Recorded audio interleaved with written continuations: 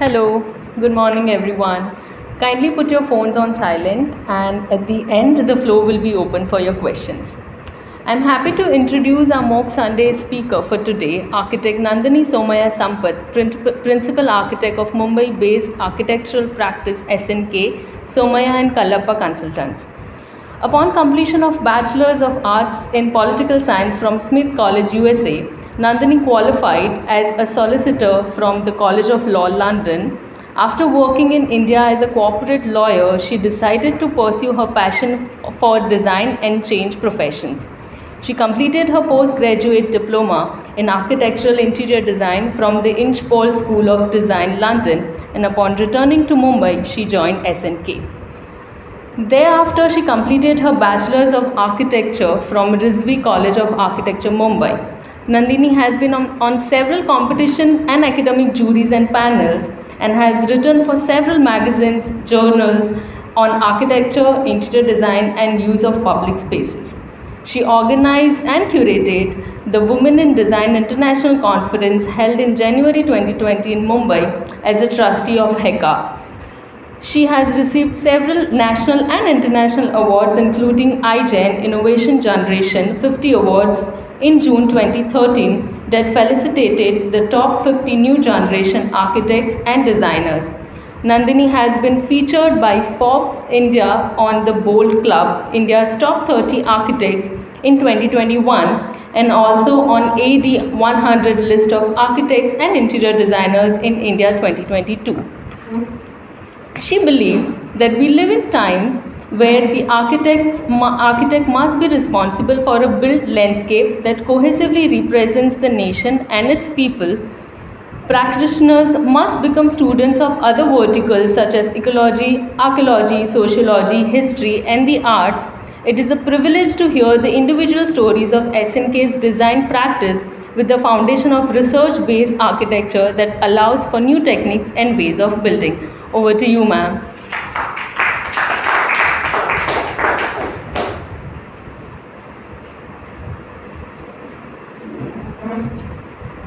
So thank you everybody, good morning, and I'm very grateful that you're all here on an early Sunday morning.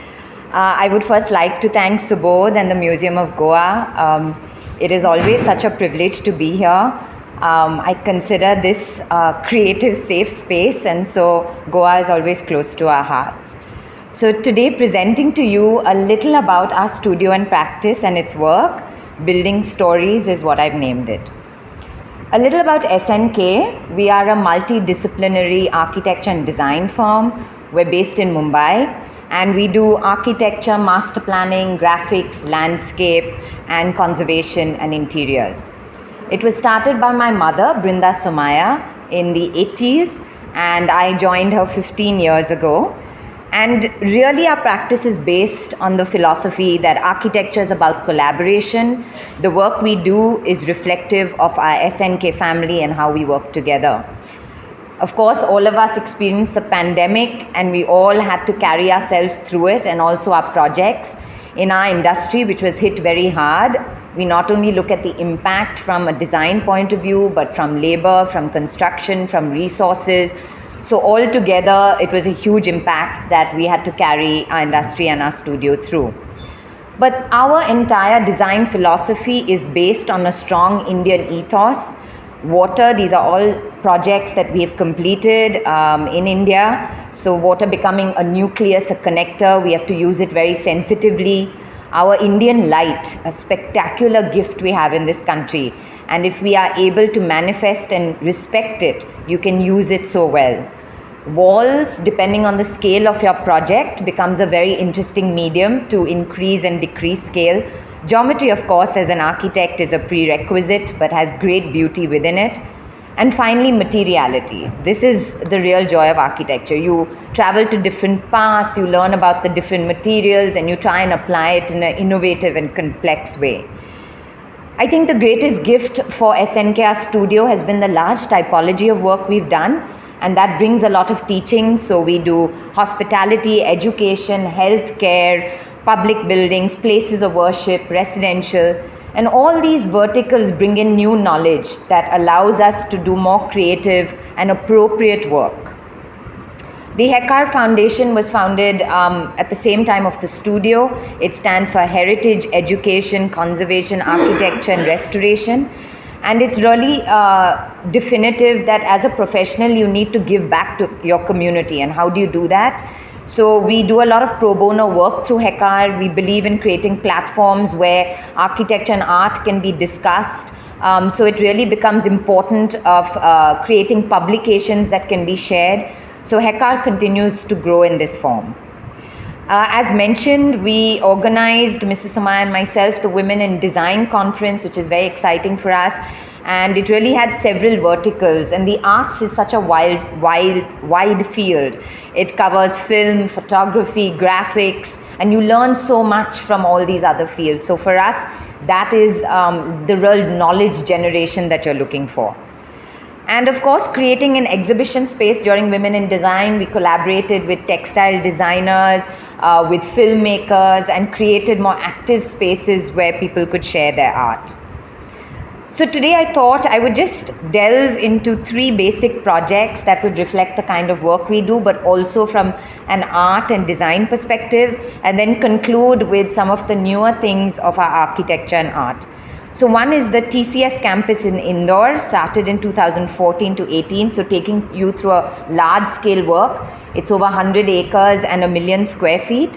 Then we have Bombay House, which is the headquarters of the Tata Group, which we started in 2017 and concluded in 18.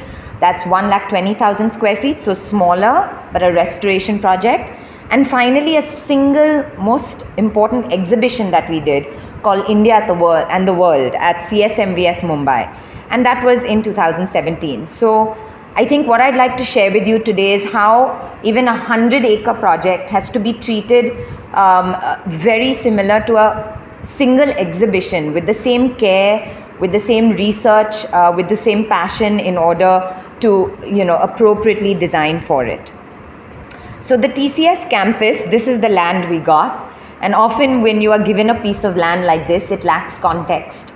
It is vast, it was open, the highway was due to come up. And for architects, we really gauge our inspiration from where the land is, what's around it. So we looked at the surrounding areas, and of course very rich surrounding Indore, and of course going to the water source, which is the Narmada.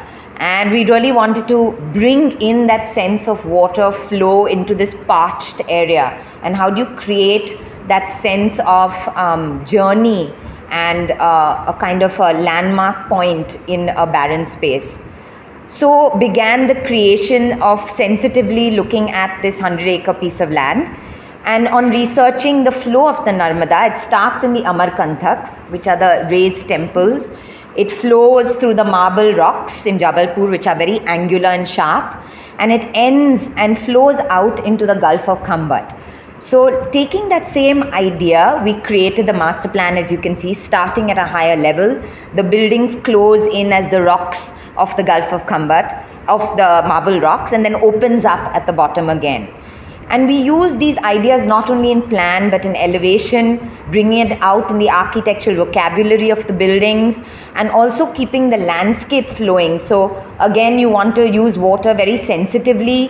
Hardscape and greenscape needs to be balanced. So we let those ideas kind of layer through the architecture. So you see the built form, and then you have the wayfinding, and then you have the landscaping, and then the signage. So you're constantly layering the architecture, and each one sits one on top of the other. And in the interiors too, we do about 90% of the interiors of all the projects, and the same inspiration from the different parts of the flow of the river. So as you can see, the caves of the upper course, the stark rock of the middle course, and that beautiful green delta that you see on the lower course. And that's reflected in the color palette, the artwork that we bring in, and even the space design that we do. Again, you can see, I think this is one of the tragedies of architecture, that often when people present, you always see these magnificent finished photographs. But what is really the process? I think it's a very hard profession, tough profession, and it's very fulfilling, but it's a journey that should be shared. So you can see the progress of development of this 100 acres. And if I was to just show you the finished 10 photographs, they would be this. Of course, the entrance, and you can immediately see that vortex pulling you through. You have the buildings floating in the water form, and even these water bodies, when they dry up, they can be used as seatings and auditoriums. So again, thinking about water, often you go to these large campuses and there are large water bodies that are empty. But what happens when you can't fill it? So again, looking at the contemporary aspects of the building, you see the buildings closing in together. We actually angle the facades to give that sense of the marble rocks coming in. And then of course the small interspatial spaces. So a lot of heavy rain, we had semi-open and semi-covered spaces that allow for 15,000 engineers, young engineers, to walk through the campus. And again, you see the delta opening once more. The buildings continue morphing and changing in architectural style. We don't believe in glass boxes. We have to balance it. And so sustainability becomes a huge factor. We actually did several computer modeling tests which allowed us to reduce the lighting inside and maximize the natural lighting within the buildings. Of course, small insertions of art and design as you go through, and how do you make that an important part? As soon as we start a project today, Subodh was asking me, how do you incorporate art? And we put in the tender and request the client that 1% of the cost of the project be put towards art and craft. It becomes very reflective of where you're building and giving context to the building. Again, the type of vegetation that we put forth, it should not be just foreign vegetation that you're bringing, but look at the local vegetation, what can grow in these parts. And of course, how do people walk the campus? We actually created walking and running paths so that TCS is very much into health and a lot of marathons that they support. So how does the campus become indicative and reflective of that? So again, this is the completed video made by TCS. And what do the people as part of the campus think of it? Central India, Indore has always been the attraction of the finest talent in the country. Welcome to the vibrant campus of TCS, situated in the most of the city of India, that is Indore. So let's have a look at the TCS Indore campus. Sprawling across 100 acres of land, the world-class facility is inspired by the flow of Narmada and is divided into 3 parts. The upper block represents the origin of Narmada, that is, the Untitled Hills. And as the Narmada flows across the valleys, we have a similar structure of slanted middle block which depicts the Bear, the marble mountains. And the lower block represents the calm of Narmada when it reaches to the Gulf of Khambat. The facility has a fully functional, state-of-the-art, multi-purpose hall, information resource center, gymnasium, 2 cafeterias, and an amphitheater. Indore is the perfect place to live, with great work-life balance, perfect connectivity, short commute to work, and low cost of living. But what I like most about Indore is it's an absolute paradise for a foodie.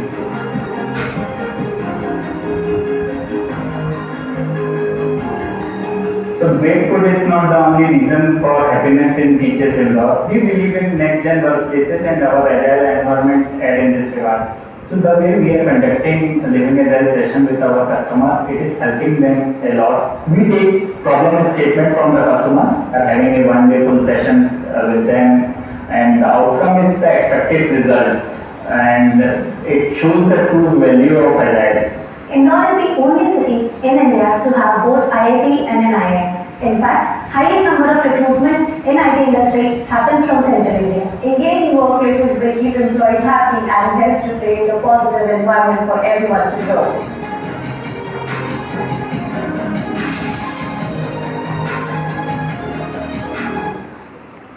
So I think we consider it a success when the client tells a story as their own. There is no mention of us, and they take pride in their campus. It's theirs, and it's theirs to enjoy and share the story. And we must give them that story to share. And we always see the campus evolving. Students are having concerts and breakout spaces. So it's a journey as you see a campus grow over time. But I was mentioning those are the pretty pictures that you often see, the 10 pretty pictures that you see in a submission or in an award. But what happens behind the scenes? What's the process? So for us, this scale was immense and it had to be regularly monitored. The immense size, scale, the amount of construction and labor force that was there, that had to happen simultaneously, and the constant observation and site control had to be maintained, but also sustainability, ensuring we were able to consistently keep up with norms, ensuring that it would be compliant was a huge part of it. The density that you see of material that comes into play, the technical requirements. I think understanding how the land relates to the structure constantly and watching the buildings grow. Our site meetings, as you can see, Mrs. Somaya and I are in the midst of that, but they will literally be 100 people flowing through the site. You had everybody there accountable, talking about what it was. Architecture is not a single person's feat. It is this village of people that it takes, right from the mason who's cutting the stone to the designer. So each person's voice has to be heard, and that's how it is. You could see it coming above the ground. We do believe in sensitivity to keep it grounded. Often people, and even often the client, suggested go high, but for us that really wasn't the solution. And as you see her taking off, you saw the labor getting proud of it. They lived there, they worked with it with their hands.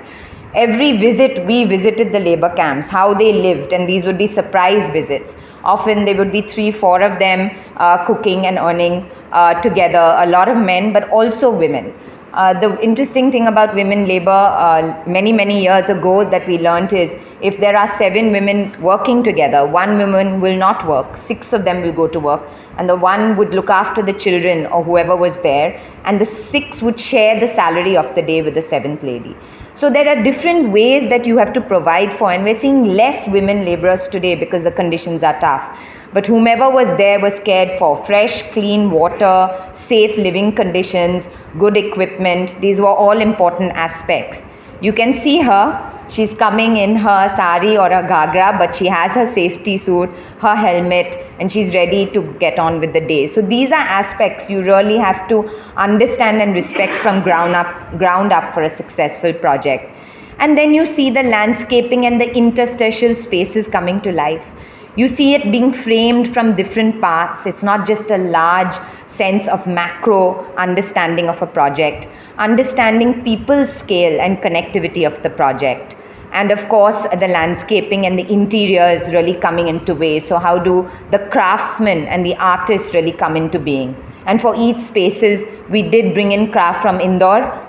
We worked with the local craft union there and got different typologies of craft across the entire campus. We also converted the Indore campus into an exhibition piece for connecting lines. So how does architecture become art? This idea of the master plan, converting into a sectional master plan because the buildings were so different. And then you convert it into an art display piece. So for us, there's a continuity with the project, right from its handover to much beyond, where we continue documenting it post. Now I take you to Bombay House, a smaller project, a jewel of a little building, and a restoration project. This is located in the fort area of Mumbai, and there is a wonderful little sketch by Mario Miranda of the Bombay House, the old Bombay House when it was. It was acquired in the early 1920s by the Tata Group, and it was decided by Mr. Chandrasekharan to revamp Bombay House. And this is just one story that we created. As I mentioned, we created about 60 of these different narratives for the group. So for example, you can see a 1926 advertisement, the group's contribution to India's industrial evolution, and it's an amazing old ad that we found. Of course, you have the commemorative stamp of the founder, 50th anniversary, and the 4 original Tata partners who started the Tata Group. And on the right is the Tata family tree. So we created these little cluster of stories that are digitally linked, but also beautiful photographs that were in the archives hidden away. And we decided to frame them and put them in relevant places. So as you walk through the office, you can learn the story, should you choose to, about the group, but also just look at old photographs and learn about the history. So this is a small video that we made on the opening, which was completed on time. 9 months from the day that we started construction.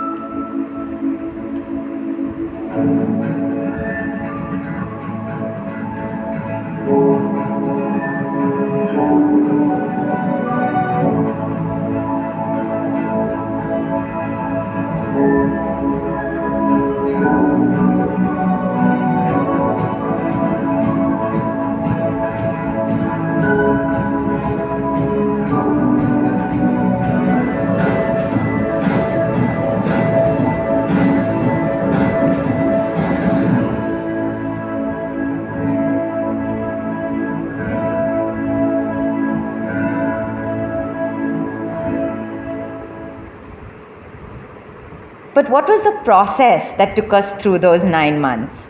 It was an incredible team that allowed us to do this. If you recall the old pictures of Bombay House, there were all these little organic spaces, and for the first time we broke all the internal walls, partitions that were there, and you were able to see the original building as it was envisaged from one end of the building to the other. It was absolutely spectacular. Underneath old tiles were this amazing floor that we uncovered, and you had to be careful and understand that there could have been something there before, and how could we restore it. You had very large pieces, new pieces of work that had to be introduced, and also new services. We call this the octopus in the ceiling. How are we able to introduce services without it being too invasive? And storage within a small site, very, very challenging when you're working within the city. Restoring some of the original that was already there and integrating it into the new. Working within a very tight staircase. There was no other way of moving materials up but physical labor, and that's really the gift we have in India, is our labor, who are able to allow us to build like this. And we had fun. You have to have fun, and with the people who you're working with. And so constantly there were always these wonderful images. Detailing in everything. That's the joy of design. So from the ceiling to the lights to the walls that vertically flowed to the flooring patterns that were created, and once again back to the ceiling details. This was a constant cycle that we had to work on. We even made 3D replicas of some of the amazing products made by Tatas. This was a tank that they made for World War II, again going back into a history. And then of course that beautiful external facade, that was a huge challenge to do because we were working on a pavement in a public road. So the safety regards, ensuring huge services like this could be craned up. We actually craned up several objects, and one of the most challenging being up to 200 feet that was put up into the terrace area. So a lot of anxiety through those days. The dog areas that were as important, and this dog who I had to show you, whose name is Goa, one of Mr. Ratan Tata's most precious dogs, and who really guarded us and is still there today, coming from Goa, who was brought to Bombay. So Goa here in his completed home. 4 people to put up an artwork, and because we have an association with the CSMBS, a museum in Mumbai, we called the museum professionals to come help us. The pins that they use to button the textiles are non-rust, they're called butterfly pins. So we ensure even the way we mount it, the way we leave it is done with sensitivity and care. 4 people to put up the entire old restored board which had all the original names of the Tata Group companies that were there. 4 people to measure up the exact position to put up that small painting. And then finally, of course, the external. But even down to the carpet was designed, the colors chosen, and we worked with weavers to design it. So showing you here how a carpet goes up. You sing a song and you say a prayer, and each floor it was pushed up, including the Swiggy person who joined in because he got so excited.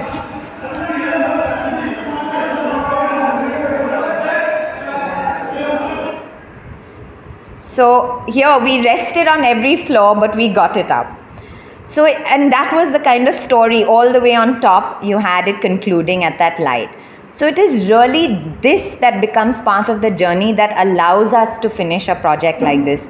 And we're very grateful to the Tata Group and Mr. Chandrasekharan for trusting us to complete this project. So that was Bombay House 2.0.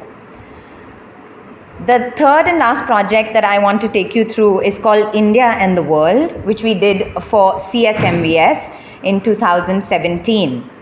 CSMVS is a museum in Mumbai, located again in the heart of the Heritage Precinct, and our association began with them in 2015, where we were invited and chosen to do their Textile Gallery.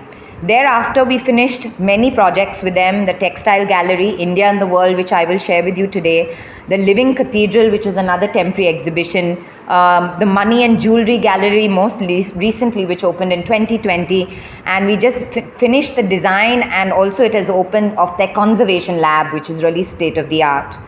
So it really began with the Textile Gallery in 2015. And we were always from day one asking them to include artworks, objects, besides the object that they were going to display. So for example, our process for the Textile Gallery was inspired by the process of Otni and Balni, the tools and the weaving tools. And we got an artist and worked with them. SNK designed it, but we got them to build this opening little mural. And this was a very small gallery, 2,000 square feet, but we had over 17,000 objects, so they had to be constantly rotated. We also just didn't want to have cases. We wanted it to be slightly experiential, so brought in other objects that one could relate with the narrative that was created by the curators. And this was really where it started. We then did the Living Cathedral, which was a commemoration of the St. Thomas's Cathedral in Mumbai with the cathedral schools. And this was absolutely so special because we helped in the curation of this. We worked with the school and the cathedral to choose even the objects that were hidden, and you can see that beautiful Bible that we found. We found many objects, and we use again this immersive sensibility. That's old Bombay, as you can see at the time, and it reflects again some of the objects that were displayed from the church. And at the back you can see the tall tower, which is an old picture of the church. So we continued these immersive stories that we believed in creating, and the conclusion of the exhibition was in this rotunda, where we took a shot on top of the clock tower of the church, and we took a 360 shot. And then we printed the shot in a circle and created this beautiful space of being inside the church from within. So for us, it is about telling the story and using those objects, but if we can transport a visitor for a few moments somewhere else, that really is the joy. Most recently, we finished the Money and Jewelry Gallery, which was again a very big challenge, but again introducing interactive pieces. This huge entrance piece is made out of fiberglass, and as soon as you enter, it's got a magnetic sense, so anybody can take a coin and attach it through, and it becomes dynamic. It keeps changing as visitors keep coming and going. And of course, doing small graphic pieces like this, as you transition from the jewelry to the money gallery, you see the image change. And finally, taking you to India and the World, which is the exhibition I would love to share with you all. This was an association between the British Museum, the National Museum in Delhi, and of course the CSMVS. And it was the first time that 3 museums were going to come together and curate the entire exhibition together. So you had the curators come in, and they had to first shortlist the objects, create the narratives, and then create the entire story. But what we were very lucky with was we were brought in just as the project was beginning. So we were allowed to witness this entire process of creation of an exhibition. And it was across these 5 major workshops. We started in London in December 2016, another one in Mumbai, followed by another in Mumbai, and finally London and Mumbai again. And this was because we had 100 objects coming from London that were being selected, that we got to see, and we got to understand the stories individually. And then we had objects coming from all over India that then the team would come together and see how these 2 worlds would interact. And this story was about the history of India to celebrate 70 years of independence, and watching the history of India chronologically while the world was also changing, and how did those go hand in hand. So it was this constant juxtaposition of these stories, which was wonderful to see. So just taking you to our London visit, where you can see how the shortlisting began. And it was just tables of, how they had created what were the broad zones and the narratives that were being done, and what were the main objects that were being shown, and how did you want to see the object. So from the materiality to the way it should be displayed, to the lighting that it should be done. How would it be transported? Which floor would it be shown on? This was spectacular. I always call this entire storage area the heaven of objects.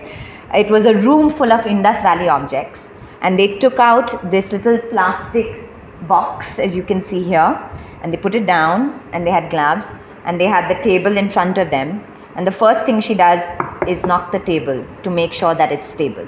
Once you have the table and you're sure it's stable, you take out the object and you carefully place it down. Then you open up the object, and then you remove it and put it on the side, and then you walk away. This entire process to just open a single object would take 10 to 12 minutes. So when you as a designer see the immense respect for a single object, it becomes your responsibility to think about how do you respectfully showcase 200. So I think for us, each story was magnificent. So we had to, for each object like this, we would spend about 3 to 4 hours talking about the object, where it was from, what is its history, why should it be included, how should it be paired. So each object had its independent story. So likewise, you had categorization, these beautiful Chinese rubber inscriptions. On the right, you can see a Japanese scroll that was almost 100 feet long, but they were deciding which part of the scroll would be appropriate to look at. And then, of course, the Bombay workshop, which happened after the pre-selection of all the objects. And we all got into a room together and were deciding now how does the narrative form and how do the sections form. And from there, the 9 stories evolved.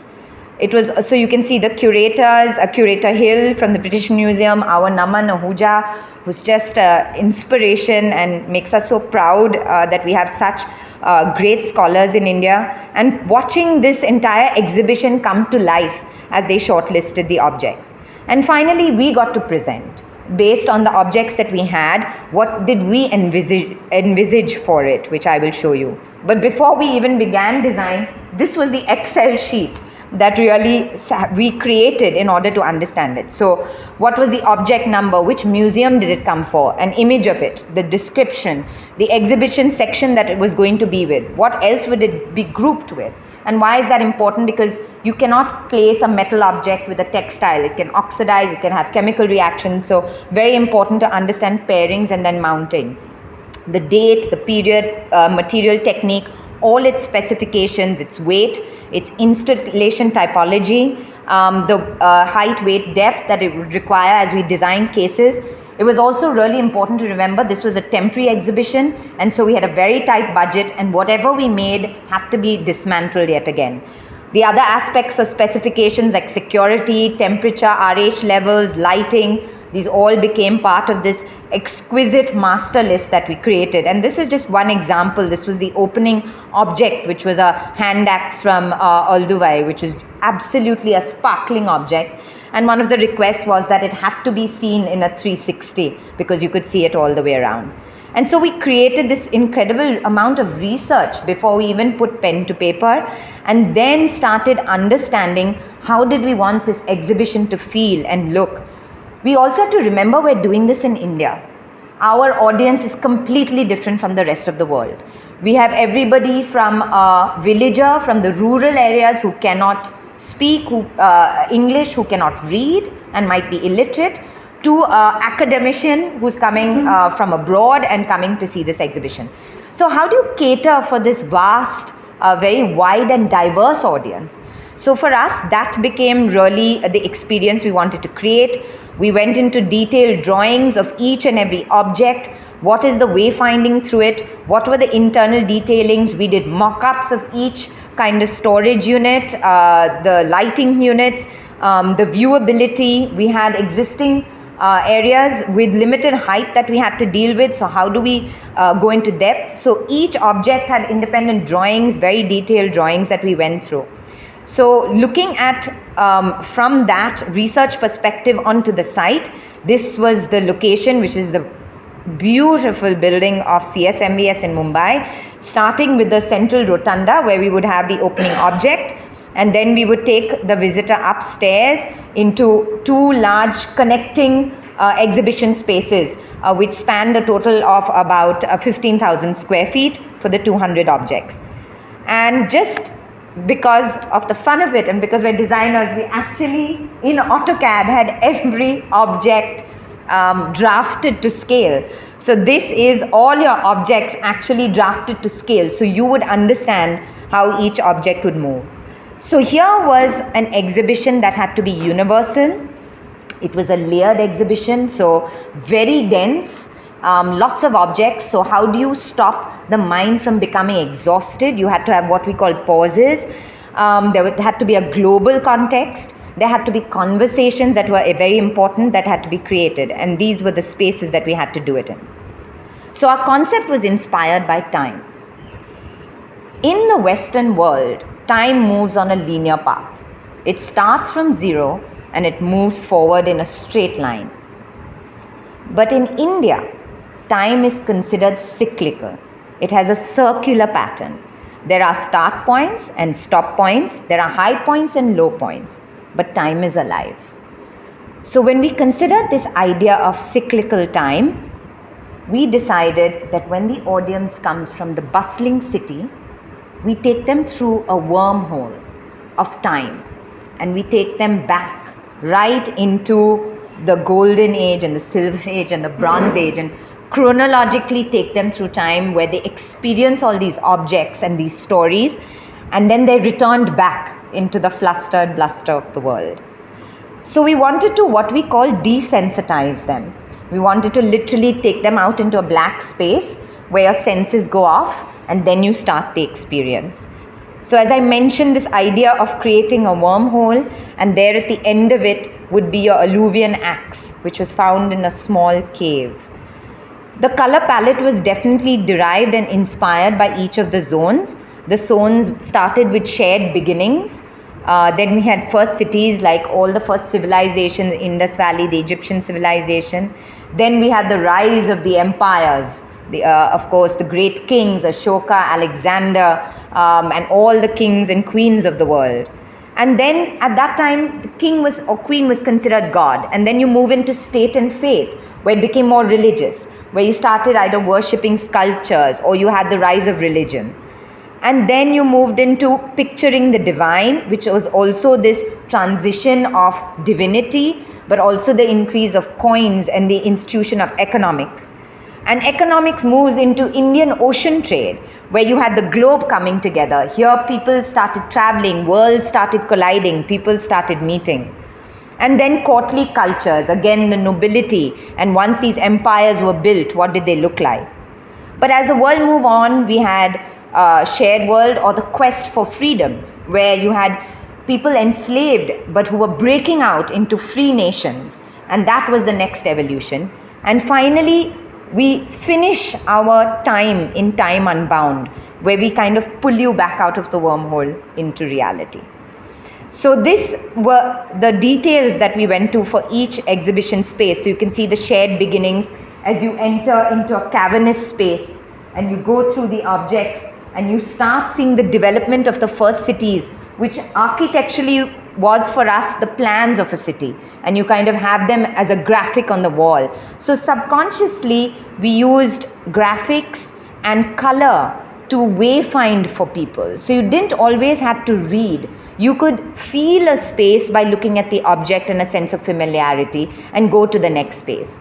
And then of course empire, we decided to use scale. You had a richness in color for empire. And then we had state and faith, which was of course this collision of kings and queens being considered God, but the transition into religion. So you had the movement and talking through coins and money that you saw it, and then through religious artifacts. And then picturing the divine, which continued that. Indian Ocean trade, where we played with the beautiful color blue and this idea of wood of a ship, and we actually put a barge on the floor. Courtly cultures that transported all these goods around the world. And finally, state quest for freedom, where you were seeing nations that were bound and enslaved fight out. So we wanted to bring that out through purity of form. And finally, time unbound.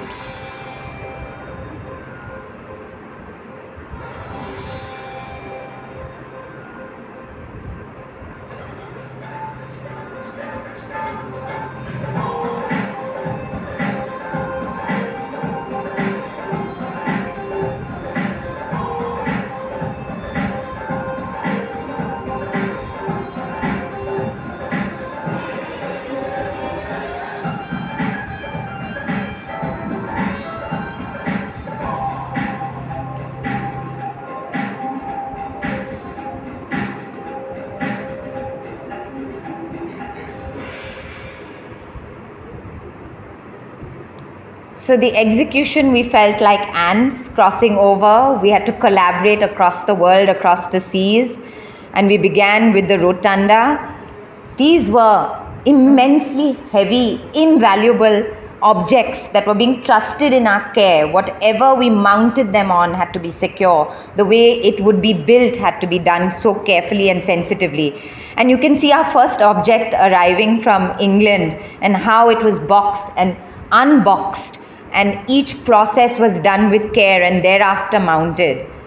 And there you see that central world object surrounded by our 3 Indian objects. And it was always called India and the world. It was about that relationship that India always held her own as the world rose together. So it was such a central, strong statement to make. And then as you entered, you had the introduction with the Daksha entering, requesting you to come into that wormhole to be transported through. And then you'd walk through and you'd see this glistening at the end, which was that first object that I was talking about, the alluvian hand axe that you would find buried during caveman times. So this was the gallery that we got for Shared Beginnings. This is how it looked. But we had to be creative and use form on the walls, use our flooring, and make it seem larger by hiding the ceilings and blacking them out to give a lot of height and depth. There were so many mock-ups. And as I mentioned, this all had to be dismantled. So as strong as they had to be, we could not drill or screw into floors. So it was also an engineering feat to be able to secure objects that were so valuable in such spaces. And this is how we began. So you had your 360 where you could walk around the objects, and many were ensconced within the wall as you walked through and the clusters of the story was told. And then you got a hint of civilization coming up. That back wall, you can see brick masonry coming up. So immediately you know there's a formalization. You're moving from the caves into the cities, which was the next section. And as I mentioned, we wanted to use graphics to show people this transition. And you can see this is the plan from Indus Valley being raised up on the walls. And on the left, you can see the case is a curved case. We were told we would not be able to build it, but we did. And we wanted to reflect the river civilizations, the fact that rivers were the heart of where it all began. So the Egyptian civilization, you can see the case curving through. And on the right, you can see juxtaposed with the planned city coming. And far ahead, you can see the rise of the empire already. Whenever you have an opening object, they're called the gateway objects. And these were very important objects. Those were the objects that represented the beginning of that category. So this was the empire space before, and again we wanted to create from small city planning. You went into large architectural palaces, huge master planning of cities, and this we brought in by using graphics in scale, bringing in the architecture in there. And this first object, probably one of my most favorite, is a Funigiri piece, and this object was from museum where Anupam Saha, who's the conservation head at CSMVS, found it in 5 pieces, broken, lying in the garden of a museum. And it was chained with a chain around each piece, put and locked against the museum wall. And he requested that please let me restore this piece and it will become the gateway piece for this. And I can't tell you how beautiful. It represents the turban of a king, and what is the king's journey carved out of pure stone. And this is the strength and power we have in India to restore objects. So we really gave her the pride of place, and you can see the flooring. We use the flooring to kind of emphasize, draw your eyes toward the object and let it be raised, and that wonderful red color kind of just supporting in it to back off that stone detailing. So as you can see through, you felt a depth perception change as you went into empire. And here were such breathtaking objects. You had Ashoka's edict juxtaposed with the Chinese rubbing. The edicts of Ashoka were transported and inscribed through stone and sent through all of India so that his message could be transported. And similarly, the rubbings of China. So again, those narratives continuously going through. We had state and faith would be the next gallery along with divinity. So we created again, when you have a number of objects, religious objects next to each other, how do you make someone observe them individually and yet not be overwhelmed? So we wanted to create a kind of a statue of garden, like a Zen garden, where you go in and you get a spiritual feeling and you understand what each object stands for. And when you see objects from different religions juxtaposed against one another, it's quite a powerful thing. Here you see Dhruv Aditya Ghosh. He is our lighting consultant, and as I said, you know, collaboration doesn't happen until all the people enter the room together, and that's really what it was. And you can see here as you enter, very special object. You can see the Ganesh on the right and Jesus on the cross on the left. And one would always assume the Ganesh is from India and the Christ is from the world. But actually the Ganesh was made in Indonesia and is an object from the British Museum. And the beautiful Christ is actually from Goa. So again, this narrative about how religion emerged across the globe, and with the diversity and richness that we have in our country, how did that evolve and kind of collaborate and kind of move with the globe as well. Then we entered maritime, where you had all the worlds colliding and meeting, and we decided to put, we use vinyl flooring, very easily removable, but we could do these graphics. So all your objects were like they were on a barge. You could imagine them sitting on a ship and moving through. And you kind of entered this room that glistened with this wonderful blue, where you could see the delicacy of each of these objects. You can see actually the stone objects which were burials of the sailors who lost their lives as they transported and went from one part of the world to the other. And then we went to courtly cultures, where you then had objects that were moving to different parts of the world, especially in the great courts, and great richness and gems and artistry that came through, and what was the life in courts, in the nobility and the courts there. So you can see the little architectural detailing of the arch that became a very important part of that. And then we moved upstairs. The first floor had concluded and you moved up to the second, and we went into Quest for Freedom. And this was the gallery we were given for the Quest of Freedom, and we wanted it to be stark because this was quite a heavy area. You had many objects and books on slavery. We talked about a lot of wars that occurred. So it was a sensitive area that fueled a lot of emotion, and so we desensitized it by making it white, but also included this mesh that gave you the strength of people breaking out of jail, breaking out of a space. So you started with this Amrita Shergill imagery, which is just beautiful, and then you can see the Gandhi bust through the prison frame, almost reflecting that journey. And as you go through, each piece had a very strong story. You can see the weapon, the throne of weapons, which is actually all made of AK-47s from Africa. So each piece had an incredible story that had to tell it in its own. And finally, you came to Time Unbound, where you concluded your journey, and it ended with a piece by an artist called Talur. This is the team that put these 210 objects across 1.7 million years and 9 stories in one exhibition. And Director Fisher, the director of the British Museum on the left there, in the opening speech, I think the immense trust which he and Mr. Mukherjee of the CSMVS, who we're very indebted to, they trusted us because he said, we broke a norm. There is a norm in museum design that you don't use color like this.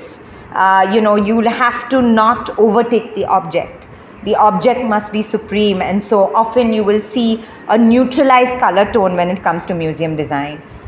But when we proposed what we did, knowing our audience, how we in India respond to color, for us it was very important that our audience experience these spaces and objects through color, because then they will understand it. Then the story can be told, and they trusted us. And he said, now we need to look at museum design differently. We need to incorporate it differently. Like I showed you in Bombay House, this was how we mounted our opening Nandi.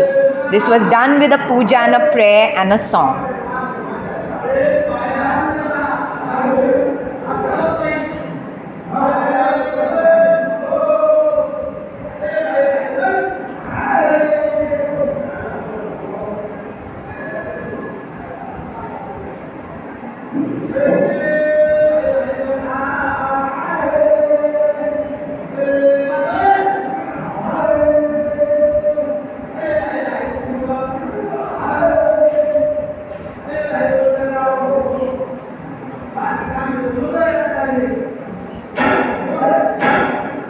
like she tested the table at the British Museum, he tests the steel to make sure it's secure.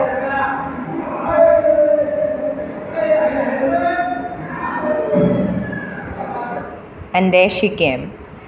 So I could not transport you all there, but I thought we'd take a quick journey through it. It is available on Google 360, forever ends constant time. But India and the world really taught us so much, and we're ever grateful that we had an opportunity to be a part of this very special exhibition.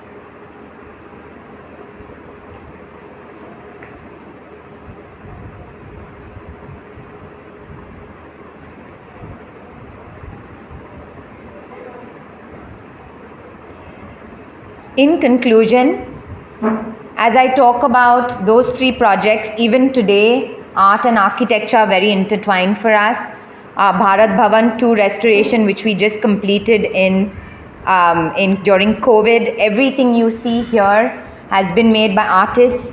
We engaged over 200 artists across India for this project. BPCL had no art collection, so we requested them, can we build your collection for you? And they agreed.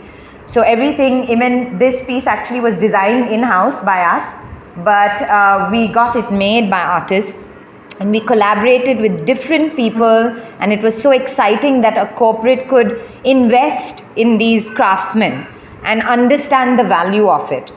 And it gave them work during COVID, which they were so grateful for. A big part of this artwork was sustainability, and these are Indian artists reinventing and innovating their artwork to really project this. This was all from repurposed wood, and it's amazing to see the detailings. Today, people, again, it's storytelling. Art and architecture is about storytelling. So how can you bring somebody into a space and tell them that story? Right today to very contemporary tech works, what is e-waste about? How does it become applicable? These are all conversations that need to be had. And we just 2 days ago won this international award, or got an honorable mention rather, I should say, and we're very grateful to an immense team who made this happen. The last thing is the future. What does it look like? And for us, that's really collaborations. We have been very fortunate to collaborate with some of the best and most gracious architects in the world, and this is our collaboration with Todd and Billy Shea and TWBTA, who are building the Obama Library in Chicago, and this is a project we did with them. And even here you see, right from the days that Todd and Billy came, they were interested in understanding Indian arts and crafts. So this is our regular terrazzo, and how do we use it in innovative ways in architecture? That we make jalis in contemporary ways, that stone can be beautifully manipulated and created to be art forms and part of architecture. And of course, we got these massive, specially designed and made looms, because the weaves were so large, and the craftsman was so grateful to do something different with a very traditional methodology.